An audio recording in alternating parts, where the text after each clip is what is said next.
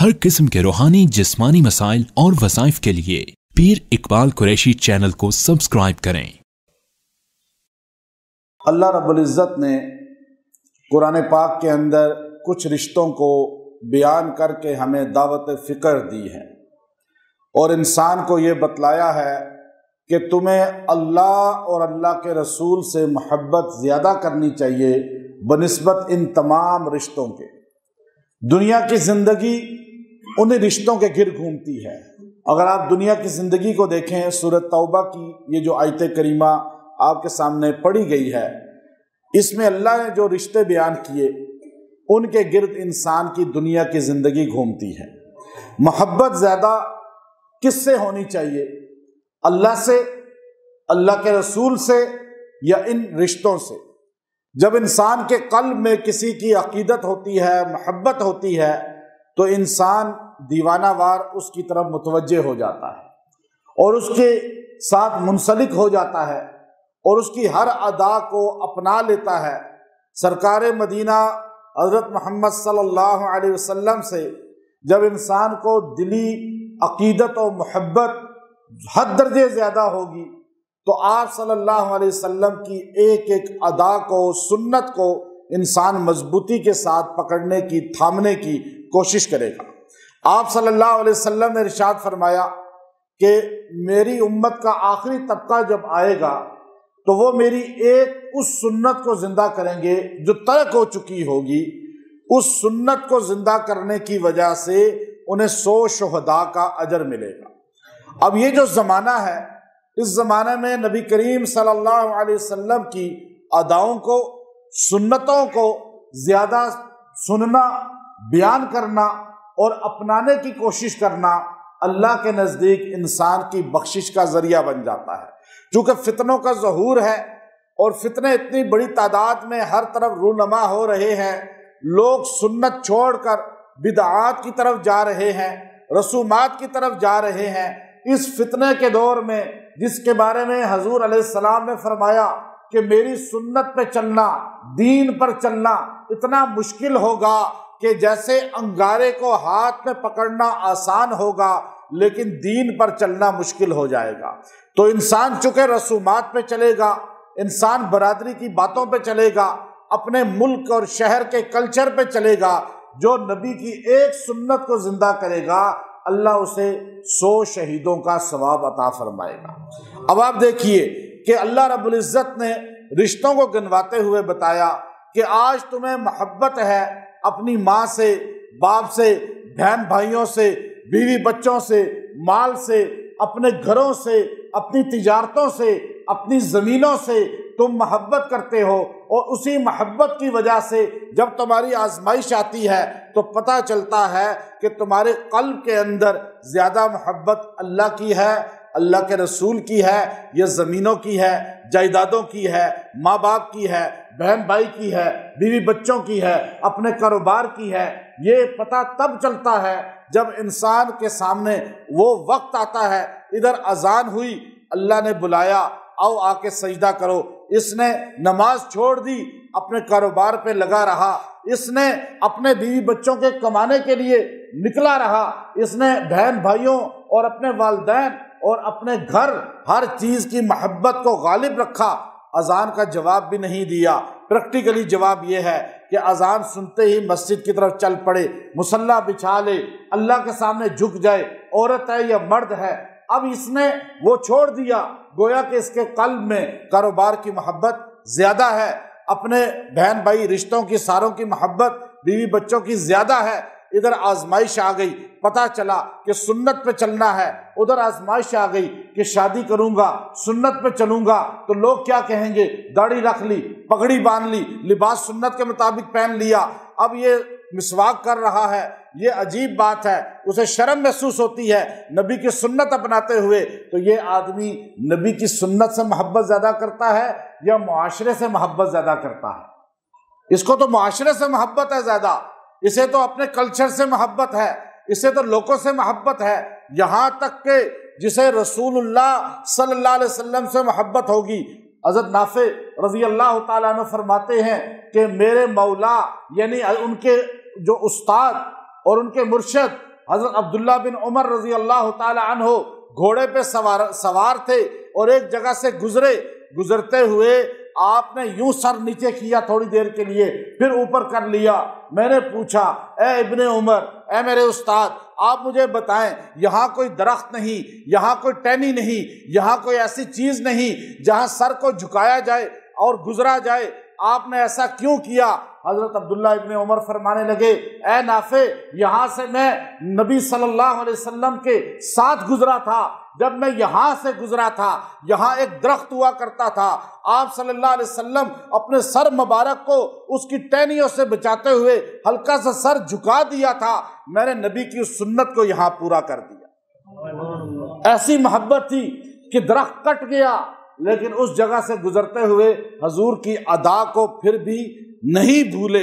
اور یہاں تو سارا دن ہمیں فکر ہی نہیں ہوتی کہ حضور کا طریقہ کیا ہے، یہاں تو ہم بڑے بڑے کام ہی چھوڑ دیتے ہیں، چھوٹے تو چھوٹے کام ہیں۔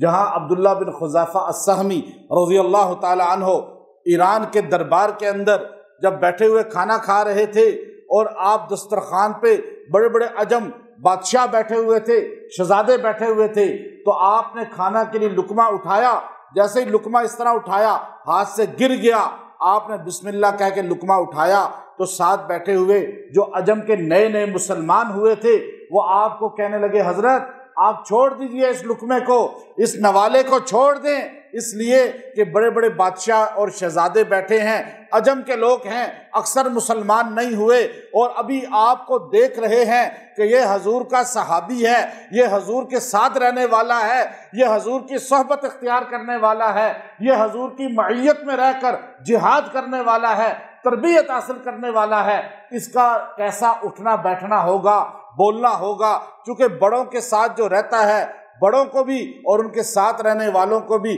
دنیا دیکھتی ہے، ان کے معاملات کیسے ہیں، ان کی گفتار کیسی ہے، ان کا اٹھنا بیٹھنا کیسا ہے۔ تو آپ حضور کے صحابی ہیں، آپ حضور کے صحبت یافتہ ہیں، آپ اس نوالے کو چھوڑ دیں۔ یہ عجم کے لوگ یہ سوچیں گے کہ نبی کا صحابی، نبی کی معیت والا، مسلمانوں کا پیشوا، مسلمانوں کا مقتدا، یہ لوگ اتنے غریب ہیں اور اتنے جو ہے گئے گزرے ہیں کہ نیچے سے اٹھا کے کھا لیتے ہیں۔ تو آپ نے اس کی بات کو سن کر فرمایا اَأَتْرُكُ سُنَّةَ حَبِيبِي لِهَٰؤُلَاءِ الْحُمَقَاءِ، میں اپنے محبوب کی سنت ان جاہلوں کے لیے چھوڑ دوں؟ یہ میرے نبی کی سنت ہے، نوالا منہ سے گرے نہ اٹھاؤ، اگر ہاتھ سے گرے تو اٹھا کے کھا لو، تو میں اپنے نبی کی سنت۔ اب آپ دیکھیے یہاں تو شرم آتی ہے، آپ شادی کے فنکشن میں جاتے ہیں تو آپ سنت کو ہی چھوڑ دیتے ہیں، کہتے ہیں کہ ہوٹل میں بڑے بڑے لوگ ہوں گے تو کیا میں اب پگڑی باندھوں، کیا ٹوپی سر پہ رکھوں، کیا جو ہے میں سنت لباس پہنوں؟ کیوں ہم ان جاہلوں کے لیے، احمقوں کے لیے ہم حضور کی ادا کو چھوڑ دیں؟ یہاں تو آزمائش ہوگی کہ یہاں اس کے دل میں، دیکھیے یورپ آج دنیا مغرب جو ہے، سورج کہاں سے نکلتا ہے، کہاں سے، اور غروب کہاں ہوتا ہے؟ مغرب کے وقت اندھیرا ہوتا ہے یا روشنی ہوتی ہے؟ مشرق کے وقت جب نکل رہا ہوتا ہے تو روشنی ہوتی ہے نا۔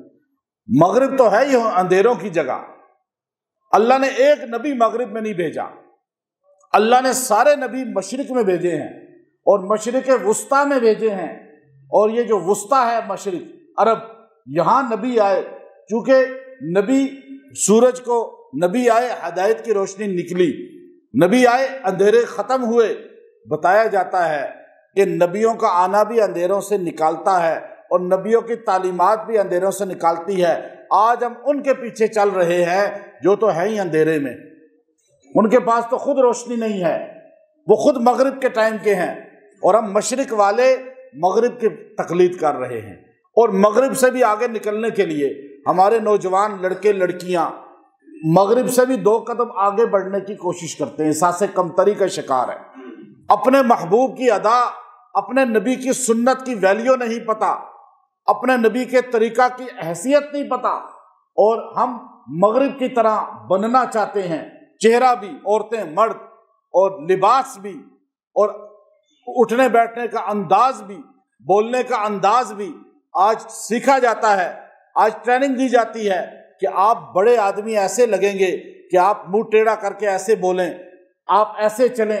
اب ان کی ادا کو سیکھنے کے لیے ہمارے بڑے بڑے اسکول اور کالج کے اندر ڈانس بھی سکھایا جاتا ہے، اور پھر کس طرح بچوں کو گمراہ کیا جاتا ہے۔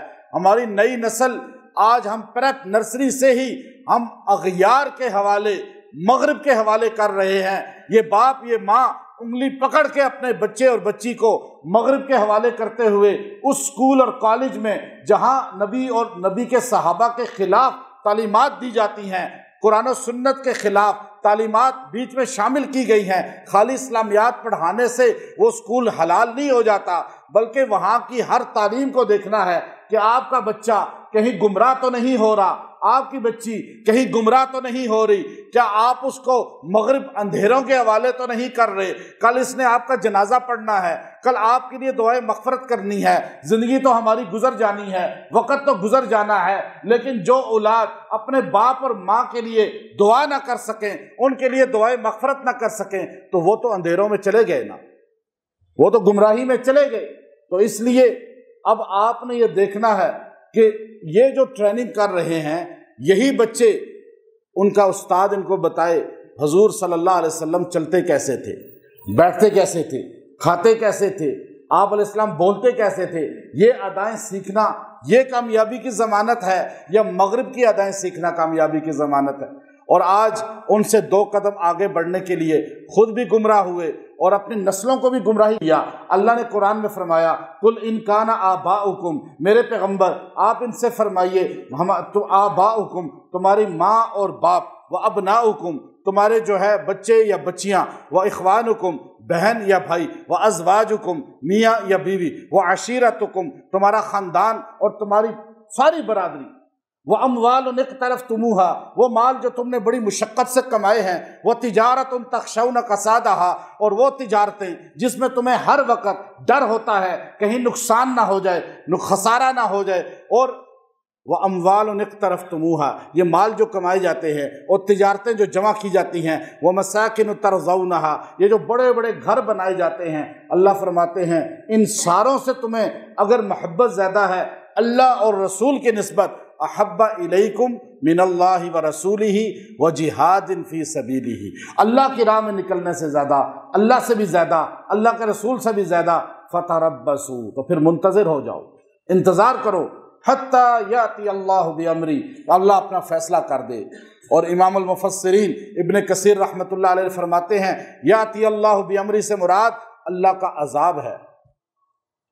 جب محبت ان سے زیادہ ہے اللہ رسول کی نسبت، تو اللہ کی راہ کی نسبت زیادہ ان سے ہے، تو پھر انتظار کرو اللہ کا عذاب تم پر آ جائے۔